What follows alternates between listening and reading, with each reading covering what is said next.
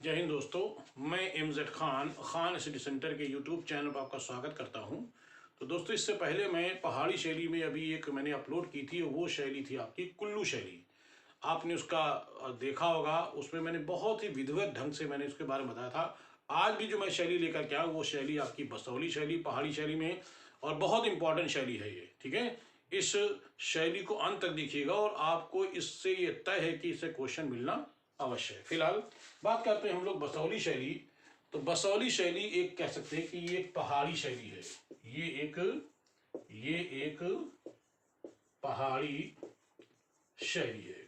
ठीक है, ये एक पहाड़ी शैली है और इस शैली के बारे में कुछ विद्वानों ने इस शैली के बारे में जानकारी दी है या कह लें इनका उल्लेख किया है। तो ऐसे में जो इस शैली की जानकारी देने वाले जो व्यक्ति हैं उनमें से 1835 से 39 के मध्य जानकारी दी है फ्रांसीसी विद्वान,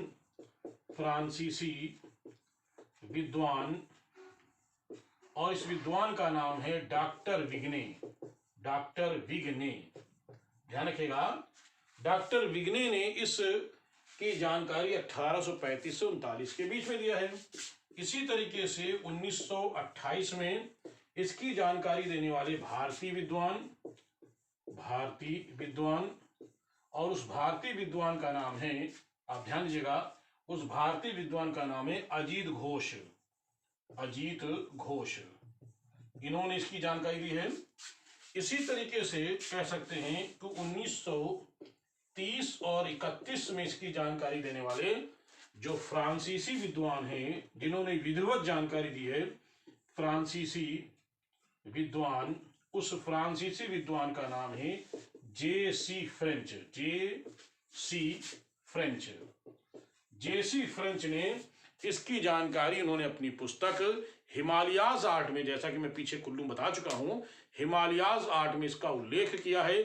और इन्होंने ये कहा है कि इन्होंने क्या, बल्कि सभी लोगों ने ये कहा है कि जो बसौली शैली है वो सबसे प्राचीन शैली है। यानी पहाड़ों में सबसे प्राचीन शैली बसौली शैली है। यानी उपरोक्त विद्वानों के अनुसार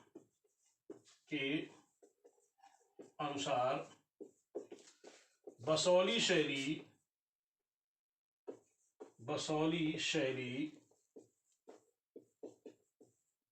सबसे प्राचीन शैली है। इन्होंने कहा है कि बसौली शैली जो है सबसे प्राचीन शैली, इन विद्वानों ने कहा है। लेकिन जे.सी. फ्रेंच ने कहा है कि बसौली जो है, ध्यान रखिएगा, जे.सी. फ्रेंच ने बसौली को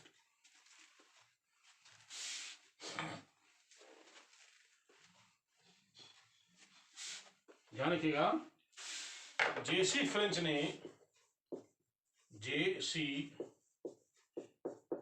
फ्रेंच के अनुसार बसौली को पहाड़ी, क्या लिखा मैंने, बसौली को पहाड़ी क्षेत्र का 7 आश्चर्य कहा जाता है। क्या कहा जाता है? बसौली को पहाड़ों का 7 आश्चर्य, क्या कहते हैं? पहाड़ों का 7 आश्चर्य कहा जाता है। क्लियर है? किसने कहा ये बात? जे.सी. फ्रेंच ने कहा कि इसको कहा कि बसौली का जो क्षेत्र है, यानी बसौली को पहाड़ों का 7 आश्चर्य कहा जाता है। ठीक है, तो बसौली की जो राजधानी है, बसौली की राजधानी, उस राजधानी का नाम है बालौर। ठीक है, और बसौली एक बहुत ही इंपॉर्टेंट लाइन बोल रहे हैं, जम्मू शैली का विकसित रूप बसौली है। क्या है? बसौली शैली है। याद रखिएगा, जम्मू शैली का विकसित रूप बसौली शैली, लेकिन जन्म इसका मुगल शैली से हुआ है। ध्यान रखिएगा, इसका जो जन्म हुआ है कैसे हुआ है आइए बताते हैं।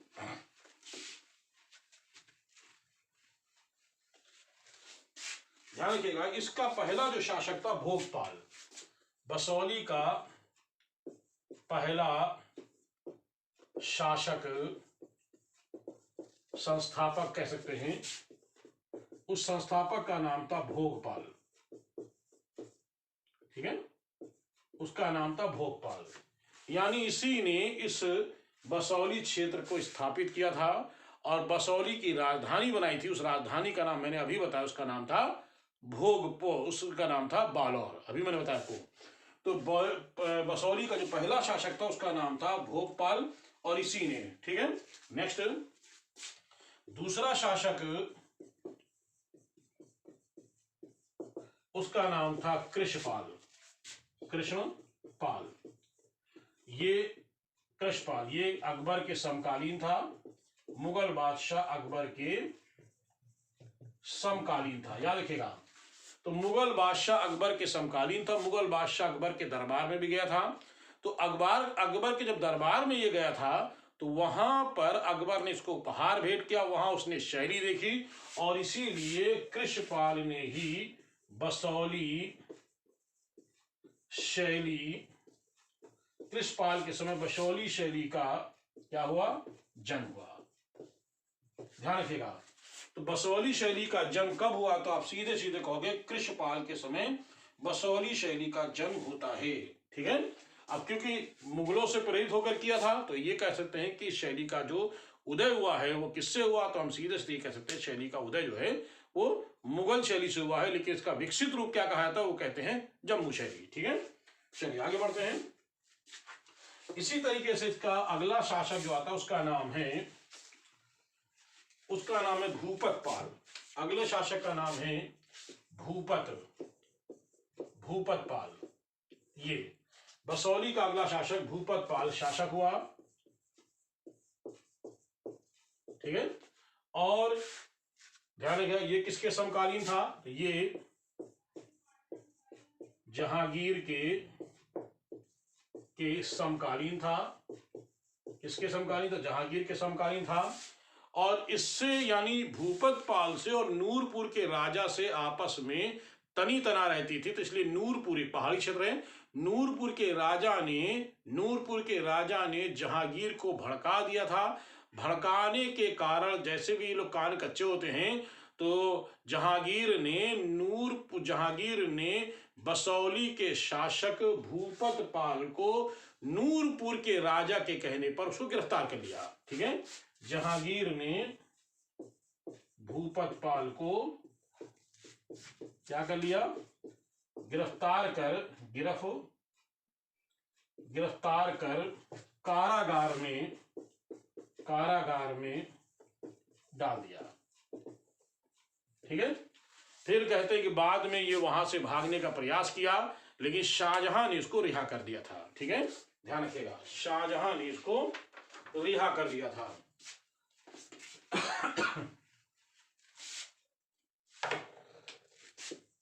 शाहजहां ने रिहा कर दिया, याद रखिएगा, शाहजहां ने इसको क्या कर दिया, रिहा कर दिया। जब शाहजहां ने इसको रिहा कर दिया तो ये सीधे बसौली आ गया और इसने बसौली में आकर बसौली नगर, इसने बसौली, कहीं पर बसौली लिखते हैं, ध्यान रखिएगा, बसौली नगर की इसने स्थापना की। और क्या किया इसने, भूपतपाल ने एक चित्र बनवाया, ध्यान रखिएगा, एक चित्र बनवाया। चित्र में क्या दिखाया, ठीक है, एक चित्र बनवाया, इसमें क्या दिखाया गया है, भूपतपाल, ठीक है, मुगल बादशाह शाहजहां का स्वागत कर रहे हैं, ये चित्र बनवाया।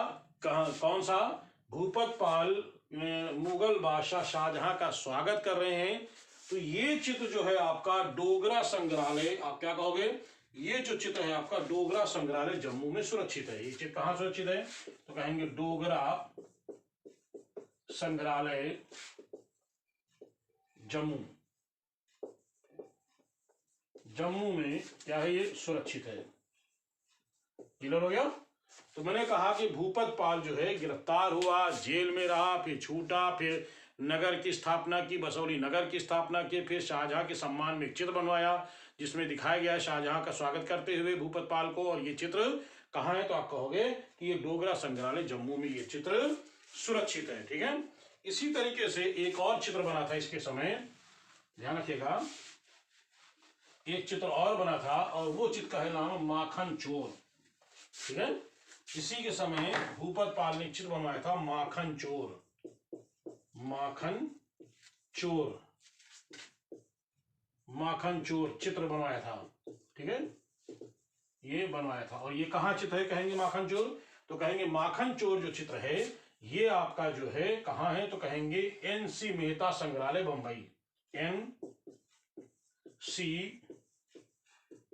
मेहता संग्रहालय बंबई में ये सुरक्षित है। ध्यान रखिएगा कहाँ सुरक्षित है, तो NC मेहता संग्रहालय बंबई में ये चित्र सुरक्षित है। चलिए अगला चित्रकार का नाम आता है, उसका नाम है संग्राम पाल, बसौली का शासक संग्राम पाल। ये बसौली का सुंदर शासक था, याद रखिएगा ये कैसा था, ये बसौली का एक सुंदर शासक था, स्मार्ट शासक था। जब कभी भी ये दरबार में मुगलों के यहाँ जाता था, दरबार कहने कहेंगे, मुगलों के यहाँ जाता था, तो मुगल की जो महिलाएं जहाँ रहती उसको हरम कहते हैं। तो हरम की महिलाएं जो है इस शासक को देखने के लिए आतुर रहती थी और उसको उपहार भेंट करती थी। ध्यान रखिएगा। ठीक है, क्या है मैं लिख नहीं रहा हूं, संग्राम पाल एक सुंदर शासक था, तो आप कह सकते हो कि संग्राम पाल को मुगल महिलाएं इसे उपहार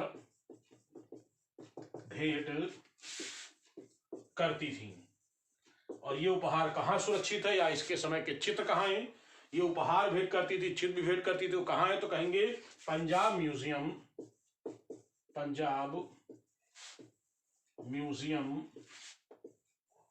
पटियाला में क्या कहेंगे सुरक्षित है। तो पंजाब म्यूजियम पटियाला में ये चित्र सुरक्षित है। इसके बाद शासक आता है हिंदपाल। ठीक है, इसके बाद आता है हिंदपाल।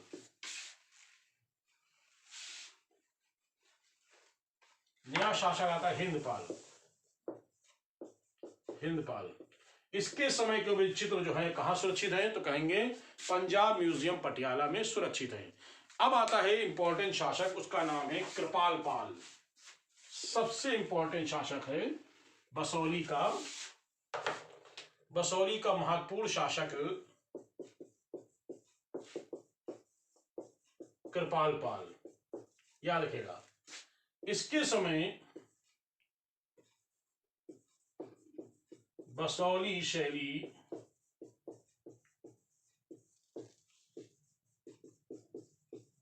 क्या लिखा मैंने, चरमोत्कर्ष थी। यानी इसके समय बसौली शैली में बहुत सारे चित्र बने, महत्वपूर्ण चित्र बने हैं। तो आइए मैं बात करता हूं बसौली शैली का सबसे महत्वपूर्ण चित्र है रस मंजरी।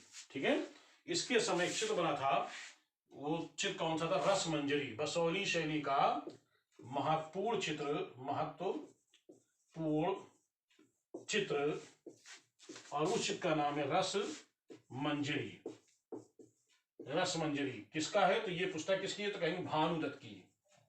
ये किसकी पुस्तक है, तो कहेंगे भानुदत्त की पुस्तक है रस मंजरी। और इसका चित्र किसने किया था, इसका चित्रण किया था देवीदास,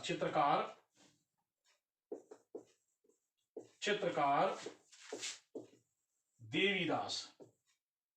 याद रखिएगा चित्रकार कौन किया था, इसका चित्रकार देवीदास ने रस मंजरी का चित्रण किया था, जो भानुदत्त की पुस्तक है। ध्यान रखिएगा। ठीक है, ये चित्र कहाँ है, तो कहेंगे ये चित्र आपका रस मंजरी वाला कहेंगे भारत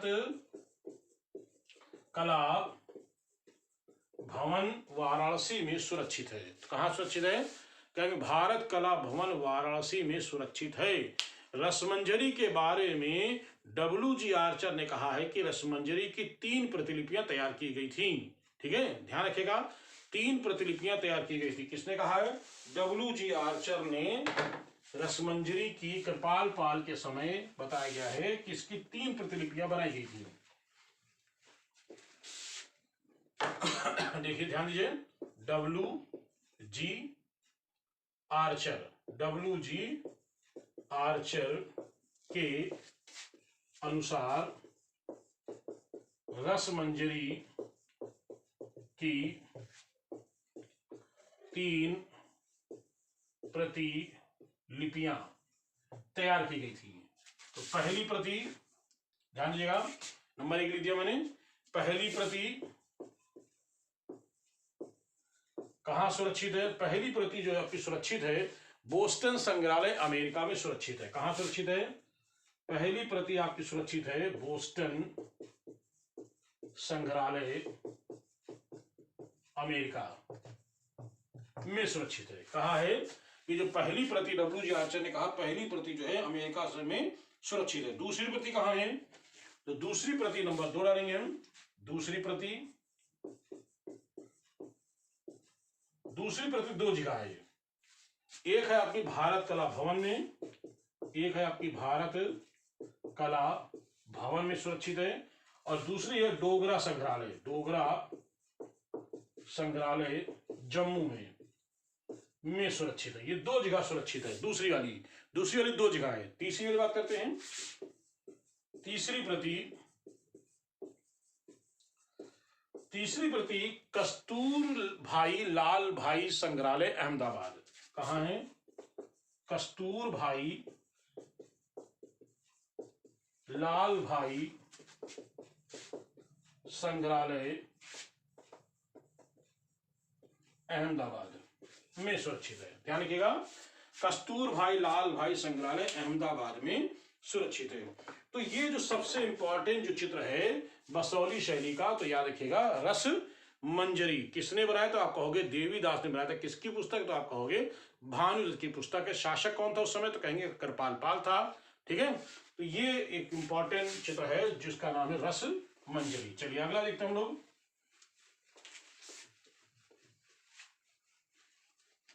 अगला जो शासक आता उसका नाम है धीरजपाल। ध्यान रखिएगा, अगले शासक का नाम है शासक धीरजपाल। ठीक है, तो धीरजपाल शासक था ये। इसका चंबा के शासक से युद्ध हुआ। ठीक है, रणभूमि में ये मारा गया। ध्यान रखिएगा, मैंने क्या लिखा है? धीरजपाल अगला शासक हुआ और चंबा के शासक से युद्ध हुआ, जिसमें ये धीरजपाल रणभूमि में ये मारा गया। चलिए अगला शासक देखते हैं। अगले शासक का नाम है मेदिनीपाल। ध्यान दीजिएगा, अगले शासक का जो नाम है उसका नाम है मेदिनीपाल। ठीक है, मेदिनीपाल। इसमें शीश महल और रंग महल, ठीक है, इसने शीश महल और रंग महल को बनवाया था। और इसी शासक के मेदिनीपाल के समय गिरि गोवर्धन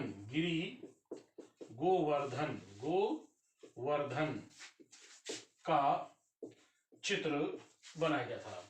इसी के समय, मेदिनीपाल के समय गिरि गोवर्धन का भी चित्र बसौली शैली में बनाया गया था। ध्यान रखिएगा। ठीक है, आइए बात करते हैं इसका अंतिम शासक कौन था। उसका नाम था जितपाल। क्लियर, इसके अंतिम शासक का नाम था जितपाल। अंतिम शासक का नाम था जितपाल। ठीक, इसके समय कुछ महत्वपूर्ण पुस्तकें चित्रित की गई थी, जैसे गीत गोविंद। कौन सी पुस्तक? गीत गोविंद चित्रित की गई थी। इसकी पहली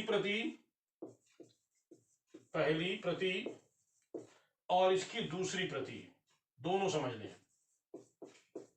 दूसरी प्रति, पहली प्रति इसकी कहाँ है? तो कहेंगे पहली प्रति लाहौर म्यूजियम पाकिस्तान में सुरक्षित है वर्तमान में, लाहौर म्यूजियम पाकिस्तान में सुरक्षित है।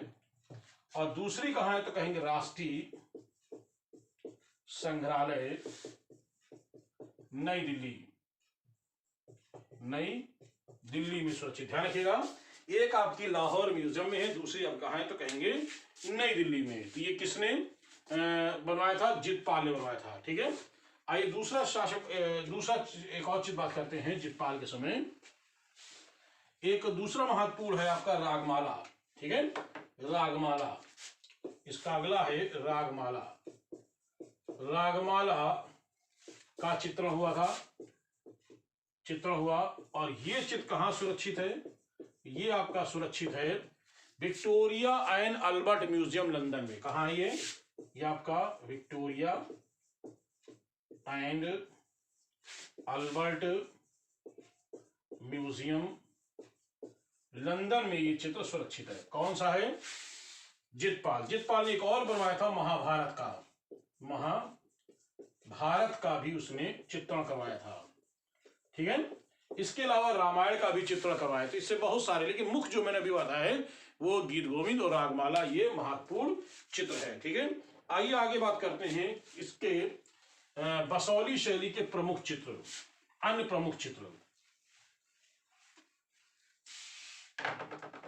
बसौली शैली के अन्य प्रमुख चित्र।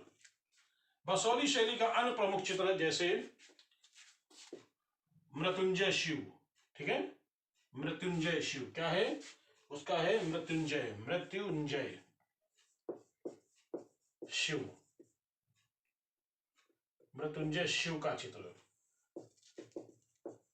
ठीक है, दूसरा बास पक्षी का चित्र, बास पक्षी का चित्र। तीसरा तांत्रिक विषय संबंधी चित्र। ये तीनों के चित्र कौन कौन से? मैं ऐसे कर देता हूं, ये तीनों चित्र, ये और ये तीनों चित्र कहां सुरक्षित हैं? तो ये तीनों चित्र जो आपके सुरक्षित हैं भारत कला भवन वाराणसी। भारत कला भवन वाराणसी में ये तीनों चित्र सुरक्षित है, मृत्युंजय शिव, बास पक्षी और तांत्रिक विषय संबंधी चित्र। आइए आगे हम बात करते हैं, एक और चित्र है महत्वपूर्ण, और उस चित्र का नाम है Krishna on the bank of Yamuna, यानी कृष्ण यमुना नदी के किनारे। क्या है? कृष्ण। एक और चित्र चौथा, Krishna on the bank of Yamuna, यानी कृष्ण यमुना नदी किनारे ये चित्र है। ये भी, ये चित्र कहाँ है? तो कहेंगे ये चित्र जो है आपका कहाँ सुरक्षित है? तो ये चित्र आपका जो सुरक्षित है वो है आपका बोस्टन संग्रहालय अमेरिका, बोस्टन संग्रहालय अमेरिका। ध्यान रखिएगा, बोस्टन संग्रहालय अमेरिका में ये चित्र सुरक्षित है बसौली शैली का। तो ये कुछ महत्वपूर्ण चित्र है। एक और महत्वपूर्ण चित्र है और वो है उखल बंधन। ध्यान रखिएगा, बहुत इंपॉर्टेंट चित्र है, बसौली शैली का सबसे महत्वपूर्ण चित्र ये भी है, वो है आपका उखल बंधन। बसौली शैली का एक महत्वपूर्ण चित्र है, उस चित्र का नाम है उखल बंधन। बंधन, ध्यान रखिएगा, उखल बंधन।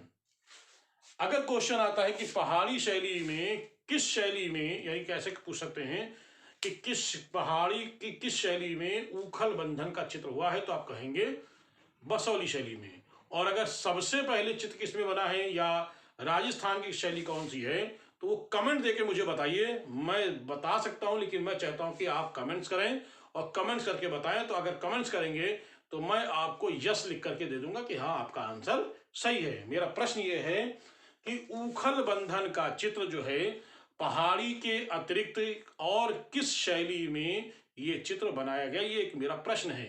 ठीक है, और आपको बता दूं कि जल्द ही मैं लगभग 10 क्वेश्चन बिना आंसर के मैं आपको अपलोड करेंगे, उसके आंसर आप देते रहेंगे। इसी तरह से एपिसोड 1, एपिसोड 2, एपिसोड 3 करके एंड सो ऑन इस तरह देंगे, जिसमें आपको आंसर आपको 10 देने होंगे। मैं उसके बाद अगली देने से पहले सारे आंसर आपको क्लियर कर दूंगा, ठीक है। अगला जो वीडियो अपलोड करेंगे उसमें क्लियर कर देंगे। तो तैयार रहिएगा, जल्द ही मैं आपके लिए 10 क्वेश्चन लाने वाला हूँ। और अगर हम पर डे अगर 10 क्वेश्चन या हर दूसरे दिन 10 क्वेश्चन मिलते हैं, तो अगर इस तरह महीने में अगर आपका हो जाता है तो आप गुणा कर लें कितने हैं, यानी 200-300 के आसपास, यानी ऐसे आपके बढ़ते जाएंगे। फिलहाल तो बात करें उखल बंधन, तो मेरा प्रश्न है उखल बंधन का चित्र और किस शैली में बनाया गया, ये मेरा प्रश्न है, ठीक है। और इसका आंसर आप दीजिएगा, और मैं आपको इसका आंसर नहीं बता पाएंगे तो मैं बता दूंगा, लेकिन लगभग मुझे उम्मीद है बता देंगे आप लोग, ठीक। तो उखल बंधन का चित्र बसौली शैली में बनाया गया है। इसके अलावा और किस शैली में बना है, चलिए आगे बढ़ते हैं। इस शैली की विशेषताएं,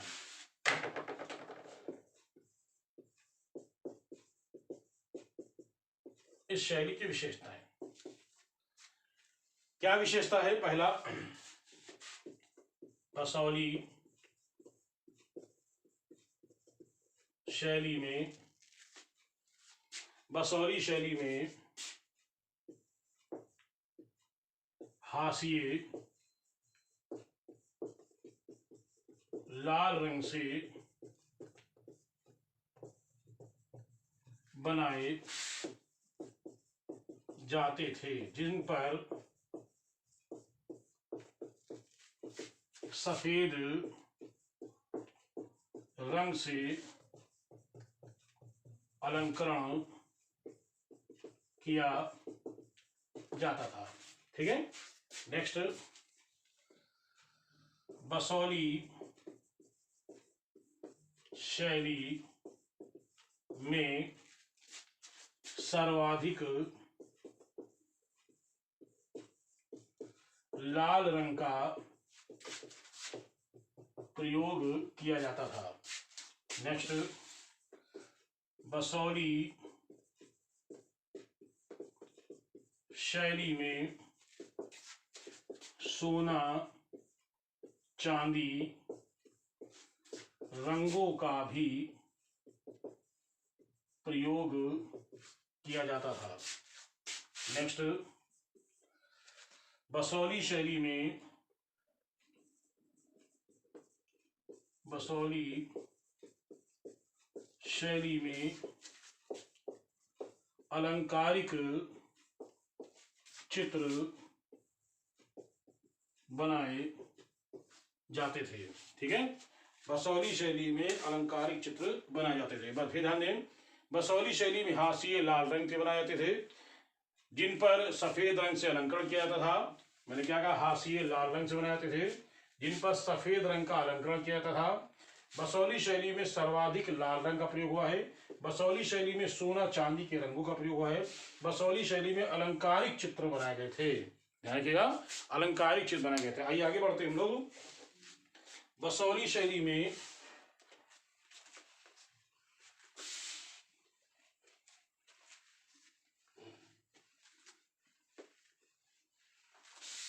बसौली शैली में